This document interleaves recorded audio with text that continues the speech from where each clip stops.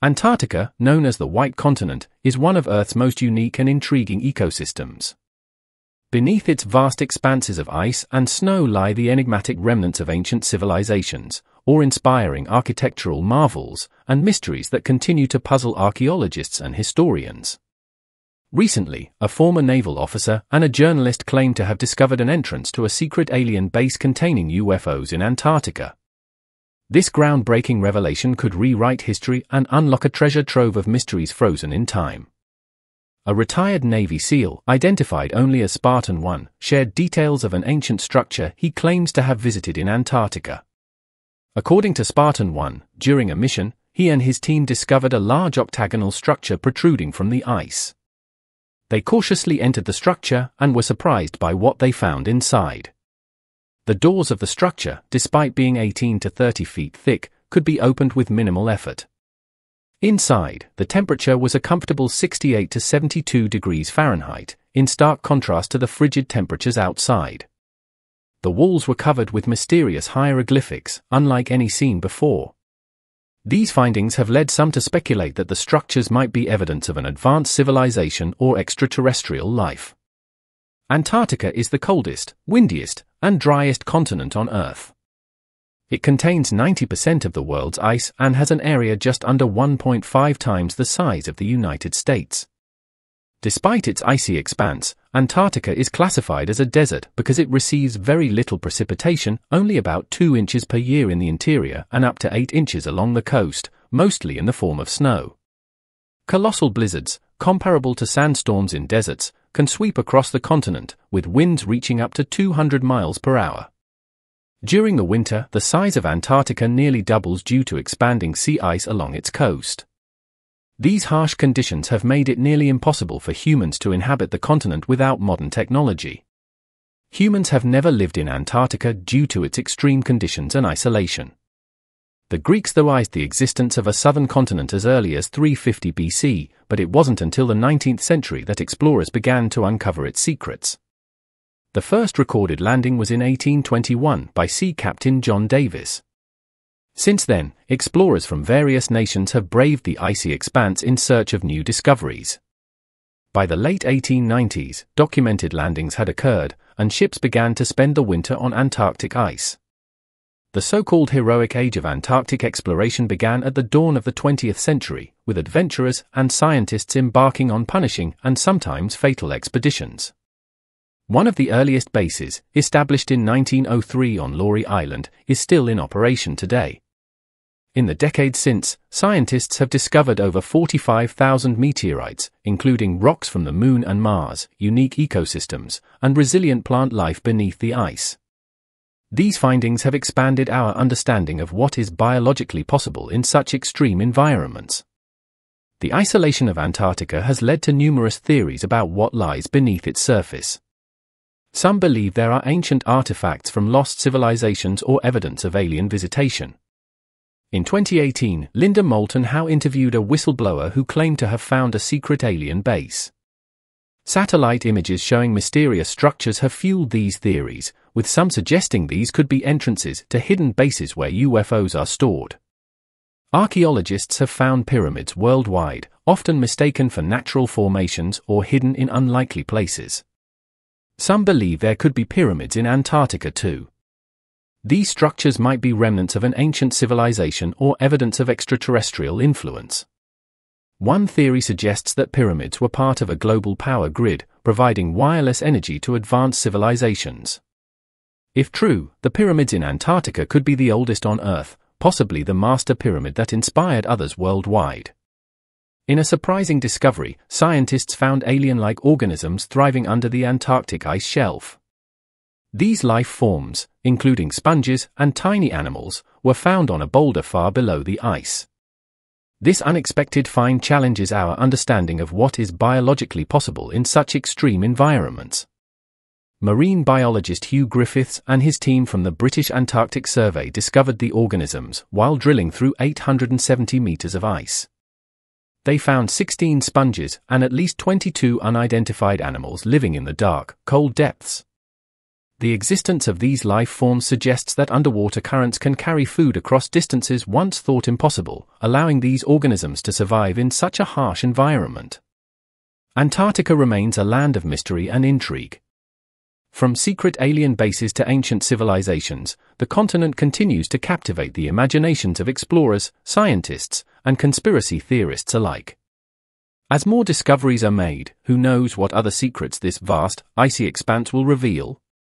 Join us on this journey to unlock the mysteries of Antarctica, where history and wonder merge, and the past reveals its hidden treasures. If this search uncovers evidence for a second Genesis, it would strongly support the theory that life is a cosmic phenomenon. It would also suggest that we are not alone in the universe. The search for signs of alien life beyond Earth includes various efforts, such as the Perseverance rover collecting samples of Martian rocks and space telescopes examining the atmospheres of distant exoplanets. It also involves the search for extraterrestrial intelligence, SETI, which mainly looks for artificial or unusual signals from the cosmos that might have been sent by advanced life forms.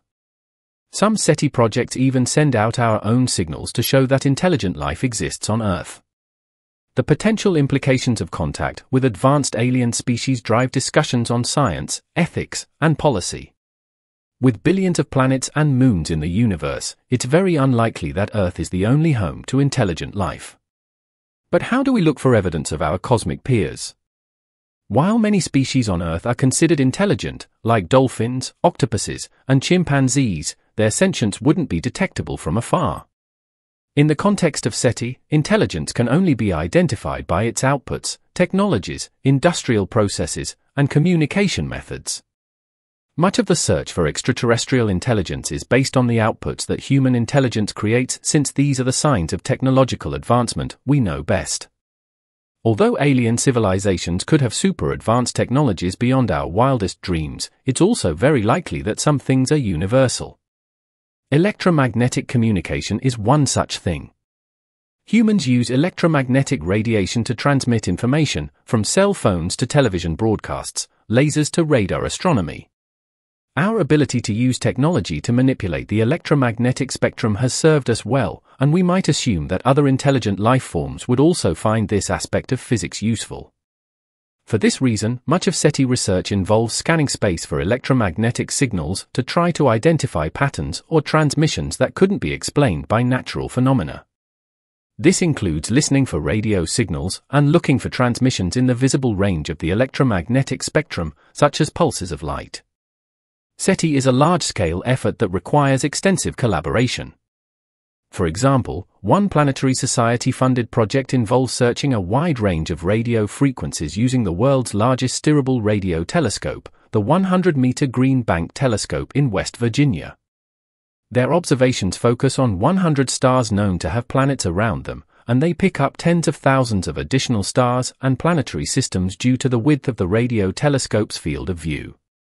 Citizen scientists from around the world help classify signals in the data to sort out the many sources of radio signals produced by intelligent life on Earth and highlight the most promising signals. Finally, professional SETI researchers revisit those promising signals to assess their potential as signs of intelligent life. This process takes hundreds of hours and yet only represents a search of a tiny portion of space. The scale of the universe makes the scope of SETI truly immense, which may be one reason why we haven't found what we're looking for so far. If intelligent aliens are out there, they are likely conducting their own version of SETI. We are as likely to be detected by a civilization as advanced as our own as we are to detect them. The signals most likely to be picked up by other life forms are those we send out deliberately for this purpose. Electromagnetic communication travels at the speed of light, but some signals make it farther than others, decreasing in intensity as they get farther from their source. The distance a transmission can reach depends on several factors, including the power of the transmitter and the frequency of the signal. It's a common science fiction idea that far-off aliens might pick up our stray television transmissions, but this isn't likely. Television signals are broadcast using fairly weak transmitters, not intended to go very far. The earliest television broadcasts have likely traveled beyond our solar system by now, but they are exceedingly weak by the time they reach interstellar space and would be practically indistinguishable from the background noise of the universe. Some of our radar signals are likely to travel farther. Missile detection radar uses very strong transmitters, as do planetary radar systems like the now-defunct Arecibo Observatory, which used radar to detect near-Earth asteroids and other distant objects.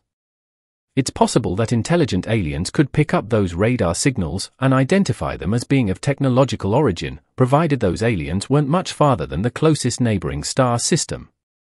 Humans have intentionally sent several strong signals into space with the intention of having them detected by extraterrestrial civilizations. These efforts are called messaging to extraterrestrial intelligence, METI, or communication with extraterrestrial intelligence, SETI.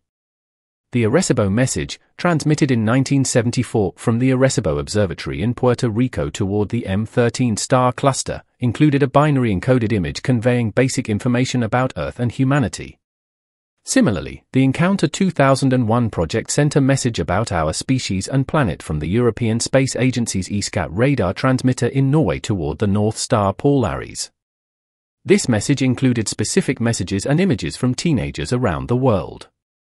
The Cosmic Call project sent two messages, one in 1999 and one in 2003, to nearby star systems using the RT-70 radio telescope in Ukraine. These messages included mathematical and scientific content, as well as artistic elements. In 2013, the Lone Signal project invited the public to participate, collecting text messages to be sent in the direction of the Gliese 526 star system using the Jamesburg Earth Station radio dish in California. Humans have also sent physical messages into space aboard spacecraft destined to travel far beyond our solar system. NASA's Pioneer 10 and Pioneer 11 spacecraft, both launched in the early 1970s, each carried a gold anodized aluminum plaque with information about Earth's location and the spacecraft's origin. After passing through the solar system to study the outer planets, these spacecraft carried on away from our Sun, meaning they could potentially travel through interstellar space forever or perhaps until intercepted by another spacefaring species. NASA's follow-up Voyager mission took the concept a step further. The Voyager 1 and Voyager 2 spacecraft each carried a gold-plated phonograph record known as the Voyager Golden Record. These records were encoded with a wide variety of sounds and images representing Earth, including greetings in 55 languages, music, and scientific information. Because they reached greater speeds than the Pioneer spacecraft, the Voyager probes are now farther from the Sun, already in interstellar space. But is contacting aliens a good idea? Sending deliberate signals into space has generated debate within the scientific and ethical communities. One concern is that a very small group of people, sometimes just a few individuals, are given the responsibility of representing our entire species and planet. Some ethicists consider this inherently unfair. Another issue with METI is that we cannot know the nature or intentions of an alien species that might find our signals. While it's possible would be discovered by a benevolent advanced extraterrestrial civilization that could share secrets of interstellar travel, power generation, or other world-changing technologies, it's also possible would be found by a civilization intent on conquering the galaxy and eradicating existing creatures on life-sustaining planets. Because we can't know the outcome of successful contact with intelligent extraterrestrial beings, some scientists are against METI. Space policy experts have suggested that investing money and effort into METI efforts is unwise. However, ultimately, it's possible we'll be discovered by aliens looking for life beyond their own planet, whether we try or not. The possibility of life's existence elsewhere in the universe is one of the fundamental and unanswered mysteries about our reality, and it may not be up to us whether we solve that mystery. So, let's say it actually happens. We uncover or are approached by alien life. Now what? How does the public react? Do our defensive instincts or humble curiosities take over? Research suggests that the general population's reaction would be quite positive. The first study used software to analyze the text of various newspaper articles written about 3 potential discoveries of life beyond Earth. The software assessed the feelings, emotions, and other psychological reactions conveyed in articles about the following discoveries: possible fossilized extraterrestrial microbes in 1996, intermittent dimming around Tabby's star in 2015, and Earth-like exoplanets in the habitable zone of a star in 2017. The study found that the language used in these articles was overwhelmingly positive. In a second study, the researchers asked over 500 participants to write down how they think they, as well as the rest of the world, would react to a confirmed case of extraterrestrial microbial life. Earth's climate history. It found that the emotions used to describe both their own and the population's hypothetical reactions were substantially more positive than negative. Keep watching us for more interesting episodes.